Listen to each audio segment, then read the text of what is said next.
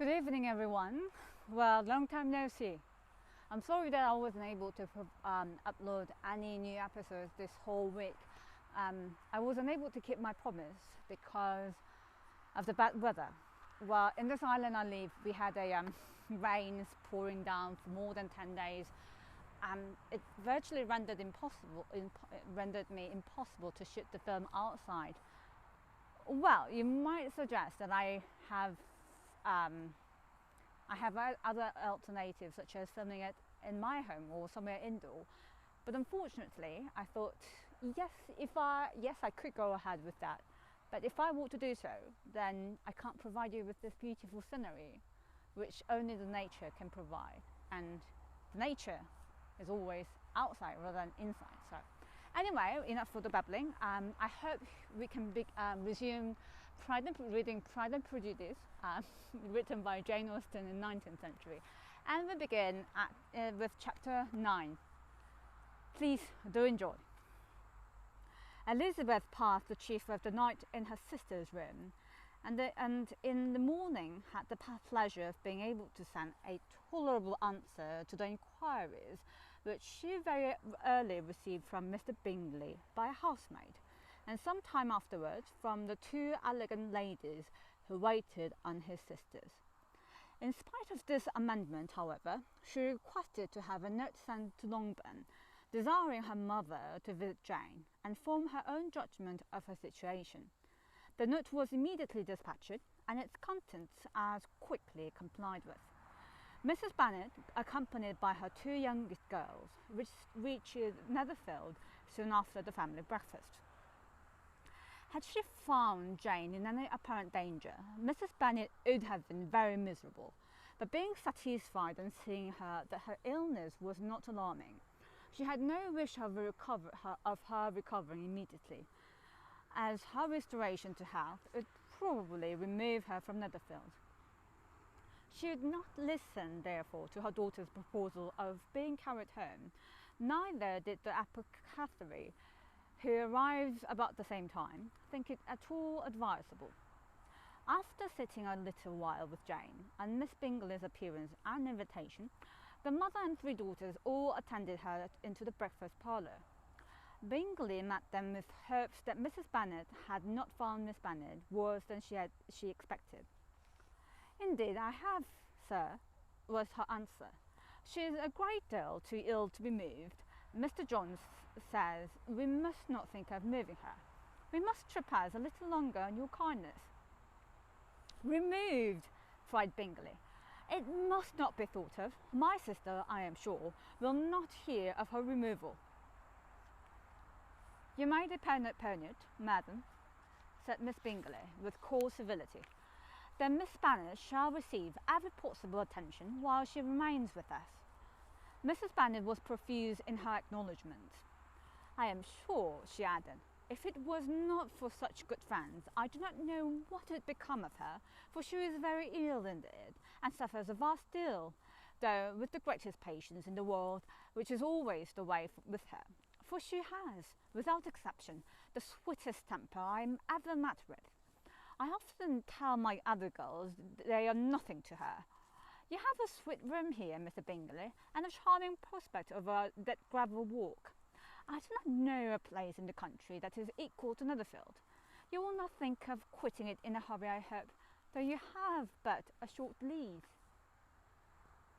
"Whatever I do is done in a hurry," replied he, "and therefore, if I should resolve to quit Netherfield, I should probably be off in 5 minutes. At present, however, I consider myself as quite fixed here."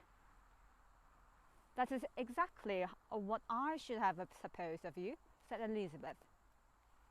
"You begin to comprehend me, do you?" cried he, turning towards her.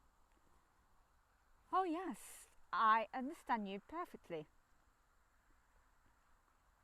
"I wish I might take this for a compliment, but to be so easily seen through, I am afraid is pitiful." "That is as it happens. It does not necessarily follow that a deep, intricate character is more or less estimable than such a one as yours." "Lizzie," cried her mother, Remember where you are, and do not run on in the wild manner that you are suffered to do at home. I did not know before, continued Bingley immediately, that you were a studier of character. It must be an amusing study. Yes, but intricate characters are the most amusing. They have at least that advantage. The country, said Darcy, can in general supply but few subjects for such a study. In a country neighbourhood, you move in a very confined and unvarying society. The people themselves alter so much, and there is something new to be observed in them forever. Yes, indeed, cried Mrs. Bennet, offended by his manner of mentioning a country neighbourhood. I assure you there is quite as much of that going on in the country as in town. Everybody was surprised, and Darcy, after looking at her for a moment, turned silently away. Mrs. Bennet, who fancied herself gained a complete victory over him, continued her triumph. I cannot see that London has any great advantage over the country for my part, except the shops and public places. The country is a vast deal pleasanter, is it not, Mr. Bingley? When I am in the country, he replied, I never wish to leave it, and when I am in town, it is pretty much the same. They have each their advantages, and I can be equally happy in either. Aye, that is because you have the right disposition, but that gentleman, looking at Darcy, seemed to think the country was nothing at all. Indeed, mamma, you're mistaken, said Elizabeth, blushing for her mother. You quite mistook Mr. Darcy. He only meant that there were not such a variety of people to be met with in the country as in town, which you must acknowledge to be true. Certainly, my dear, nobody said that there were. But as to not meeting with many people in this neighbourhood, I believe there are few neighbourhoods larger. I know we dine with 24 families. Nothing but concern for Elizabeth could enable Bingley to keep his countenance. His sister was less delicate and directed her eye towards Mr. Darcy with a very expressive smile. Elizabeth, for the sake of saying something that might turn her mother's thoughts, now asked if Charlotte Lucas had been at Longbourn since her coming away. Oh yes, she called yesterday with her father. What an agreement man Sir William is, Mr. Bingley, is not he? So much the man of fashion, so gentle and so easy. He has always something to say to everybody. That is my idea of good breeding, and those persons who fancy themselves very important and never open their mouth quite mistake the matter. Did Charlotte dine with you? No, she'd go home. I fancy she was wanted about the mince pies.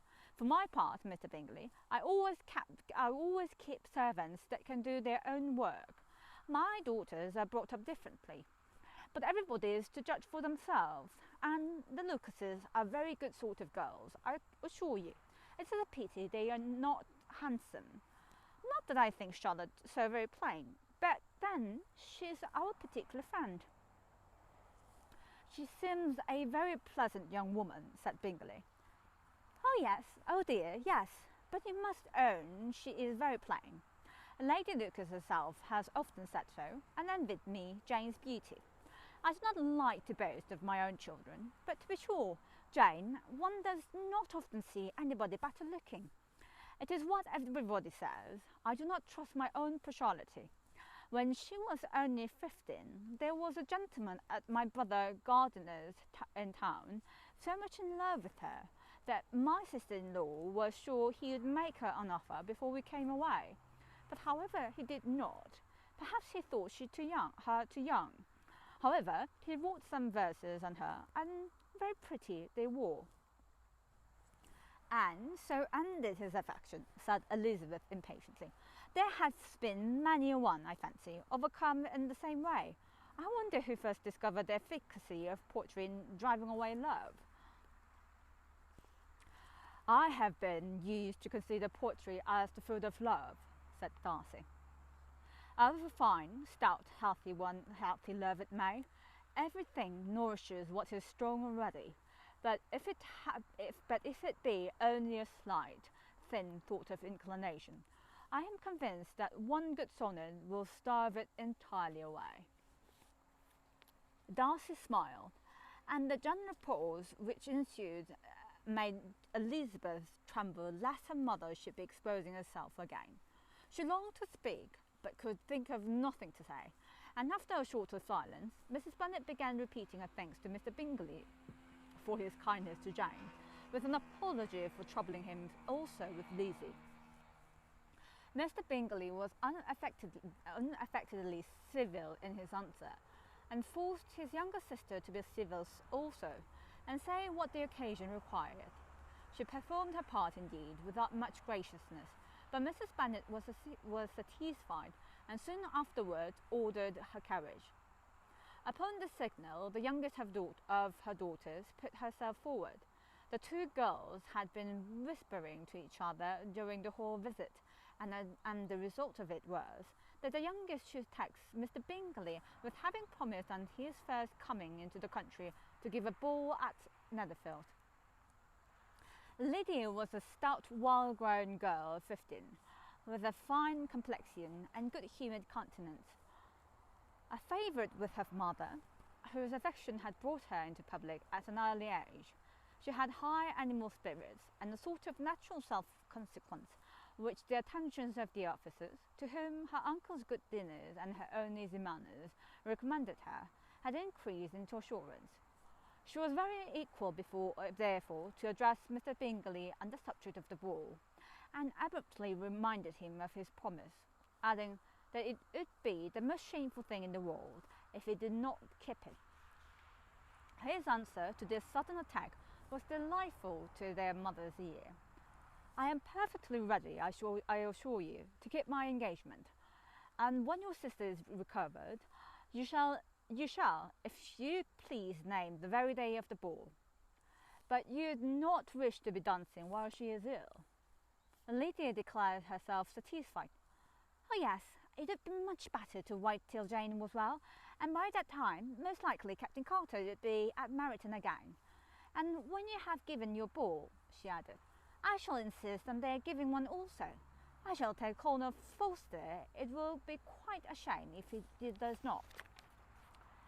Mrs. Bennet and her daughters then departed, and Elizabeth returned instantly to Jane, leaving her own and her relations' behaviour to the remarks of the two ladies and Mr. Darcy, the latter of whom, however, could not be prevailed on to join in their censure of her, in spite of all Miss Bingley's witticisms and fine eyes. Well, that's it. That's the end of chapter 9. I hope you have enjoyed it. Well, to summarize the whole chapter, Jane was ill. If you recall what happened in the previous chapters, Jane was ill while she was visiting Netherfield to come close with Mr. Bingley. And as a result, Elizabeth visited her sister in the Netherfield, and as a matter of fact, she alerted her mother that her eldest child, Jane, was very ill and you should come and see what we should do with her. And her mother, Mrs. Bennet, decided, well, we are going to keep Jane at the Netherfield so that she can stay some more time with Mr. Bingley. And somehow the conversations between Mrs. Bennet and Mr. Bingley and the whole group together did not really go that smooth, did it? Mrs. Bennet somehow showed how shallow she could be in terms of conversing with someone else. Anyway, that is the end of chapter 9. I hope you have enjoyed it. And if you did, please do not forget to subscribe on my channel. And you can Google Graceline H with Grace and Celine to get put together with no double C. And you put another H and you can search it and you will be directly led to my YouTube channel. Please don't forget to subscribe it, and thank you for watching. See you soon. Bye bye. Oh, and please do stay healthy. It's getting quite cold, isn't it? Bye bye.